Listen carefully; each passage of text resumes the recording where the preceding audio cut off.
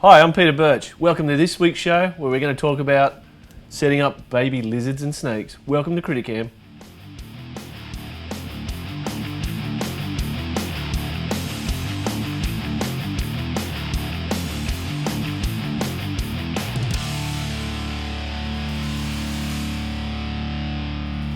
I never cease to be amazed at this time of the year with all these beautiful babies hatching. I mean, this is the fruits of all the year of labour has paid off right now. All these little babies hatching out. And I mean, we've got quite a few here. And I thought today we might take a little bit of time and show you how I set these guys up. And we've got a few pythons hatching out, and we've got some of these beautiful little geckos. We've got some arboreal geckos and some terrestrial geckos. Let's start with these little fellas.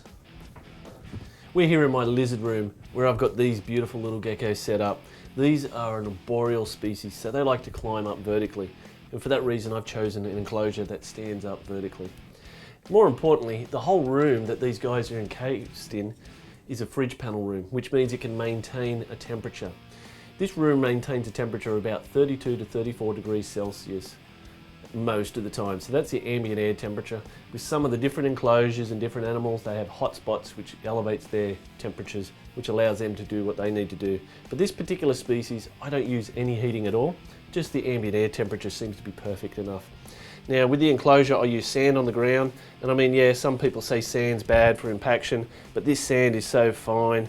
It's absolutely amazing. And I have had absolutely no issues at all with that beautiful sand. Now, what I also do is use sticks. So I go out and harvest some sticks, some bark. This particular species is usually found in the wild, hiding under bark. So I try to mimic that wherever possible. Now, because they're an arboreal species and they like to climb and they're very quick, you've got to be very careful with these guys. I mean, these are the northern velvet geckos, Odura castanui. Bit of a mouthful, but an absolute gorgeous little creature. I mean, we've talked about them before quite a few times. Now, because they can climb sticks, these guys can also climb glass. And I mean, look at this gorgeous little fella here. Who'd believe that's a monster of an animal? So we just put him in there. Now the funny thing about this particular species, being an arboreal species, is that when they climb up the trees vertically, they'll climb up forward. When they go into hunting mode, they actually turn around and face downwards and wait for the food to move around. The little babies will actually come down the tree or the trunk or the stick, jump on the ground, chase the food, grab it, and then run back up the stick as quick as they can. I don't really know why. Maybe it's to stop anyone else trying to steal their food. But all in all, they're gorgeous little creatures, and they've got great personality, and I love watching their behaviour. Now to set up these cute little geckos. The particular species I'm working with are the smooth knobtail geckos, or better known as the Nephurus levis levis. Yeah, I know, Latin words always become a little bit confusing, but I find these particular racks supplied by Snake Racks Australia, which are the vision racks and tub systems, really good for these particular guys. I mean, you can put a nice, decent level amount of sand, and I do use sand again like I have before, nice fine sand. I actually give them a little hide box. I give them water at the front of the box because with all these racks, the heat comes from underneath with a heat cord system that's connected to a thermostat to be able to regulate and keep those temperatures nice and good. Now, what I usually do with these beautiful little guys, I mean, these guys are little thumpers. They're quite little prehistoric monsters. Because there's two in a clutch when they're laid, like most geckos, I'll actually keep the first two together for the first couple of days just to make sure they're eating and they're getting on fine. And I mean, look at these guys, they're absolutely gorgeous. Got these big chunky heads, these big eyes. I mean, even a snake guy myself, I fall in love with these every single time. I find that when I keep them in here, you know, I can moisten the sand down, that helps the humidity build up and especially allows them to get that shed off. What you'll find just after they hatch, they'll have their first shed, then they'll be straight on the chompers eating up the food. But the most importantly is when you slide the tub back into the rack, you know 100% they're going to be there next time you come back. With the pythons, it's completely different compared to the geckos. The geckos emerge from their eggs over a couple of hours, and sometimes over half an hour they'll explode from their egg and make a run for it. Now, with the snakes themselves, it could be a couple of hours right through to a couple of days before they fully emerge from the eggs properly. They start the process by slitting the egg. How do they slit the egg? Well, they actually have this small bony appendage on the tip of their nose, which comes off usually with their first shed. It's called the egg tooth. It's basically like having a razor blade connected to your nose. So as they push on the egg and move side to side or up and down, it'll start to cut the egg. The more pressure, the better the cuts of the egg. And then what happens is they can stick their heads out just like these little fellas. Then they can start to breathe oxygen. Once they breathe oxygen, their actual colours of the animals will start to change also.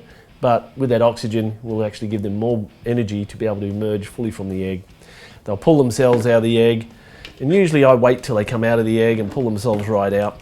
And then I'll take all that out because I'm using the suspended method there. So I'll dump the water, I'll take the rack out, I'll put in wet paper towel just like with these guys here, and I'll give them water. That's right, I'll give them a water bowl. Even though they've been inside the egg for 60 odd days, one would think they're not going to be thirsty, but they will still be thirsty. So I put a shallow little water bowl in there with fresh water. I chuck them in there. The guys will sit in there until they have their first shed. It's usually about 7 to 10 days, depending on how these guys are feeling. They'll have their first shed. Once they've had their first shed, then typically I'll take them and set them up in a rack, which will be their new home, and hopefully they'll establish feeding. We've got a couple of carpet pythons here. These guys really haven't had their first shed yet, so I'm sort of breaking the rules, but with carpet pythons, it's always good to get them into their new enclosure, where they're going to be, and you can always wet down that paper towel just like this, build up that humidity and give them the opportunity to be able to shed their skins really efficiently. Typically once they're shed, I'll go through and sex them, and I mean, with the carpet pythons it's a little bit easier. These guys are a decent size. I'll drop them, I'll separate them out and put them in their own boxes. And I mean, if you're really worried about that dry look to them with a water bowl, you can just moisten down the paper towel just like that, create that nice humidity that I was speaking about earlier, and allow them to shed their skins. And I mean, there we are, a beautiful little boy. So we'll put him in there. In you go, little fella. Now, I guess after the whole year of feeding the adults, maintaining, cleaning, caring for all of them, it can be quite excruciating getting to that point of getting eggs, or thinking that you might not even get eggs, but when you finally do, it's very exciting. And when they hatch, I mean, that feeling is absolutely amazing. But when you produce something really cool, just like these little fellas here, some womas, and I mean, this little fella here is now a couple of weeks old, already had a couple of feeds, growing and looking absolutely spectacular. I mean, how can you not fall in with these beautiful creatures? Well, I hope you guys enjoyed this week's show. We had a look about setting up some different types of animals, some geckos and some beautiful pythons. Make sure you hit us up on Facebook and Twitter, and don't forget Instagram. And until next week, I'll be in here cleaning, feeding and doing all the cool stuff. Thanks for watching CrittaCam.